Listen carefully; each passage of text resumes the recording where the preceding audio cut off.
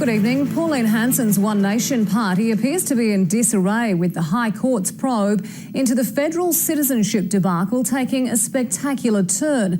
Malcolm Roberts has spent weeks insisting he's only ever been an Australian citizen, but fronted a hearing this morning as his own lawyer turned that claim on its head. Tegan George reports.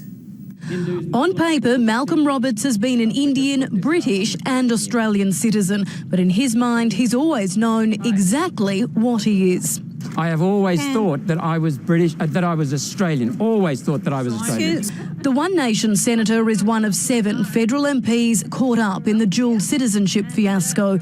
In a High Court grilling, his own lawyer conceded he was still a British citizen when he nominated as a candidate last year, despite Pauline Hanson declaring otherwise.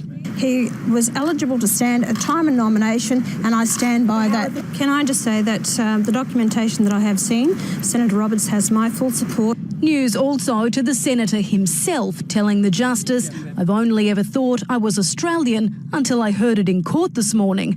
Lawyers are trying to work out whether he did indeed know and if he met the criteria to renounce it. In the weeks before nominations closed, he sent an email to the British consulate asking, "Am I still a British citizen?" He claims he never actually thought he was, but with a Welsh father, recognised there was a possibility. That email and a follow-up complaining about a lack of response went unanswered because both were sent to invalid addresses. Excuse me, gentlemen. The senator said he'd always believed he was Australian because of family conversations and their culture, and because he travelled under his mother's passport as a boy. Further proof, he claims, was that his father would have teased him if they'd known he was British. Mr Roberts was born in India and wasn't granted dual Australian citizenship until he was 19. I personally say he's not a dual citizen.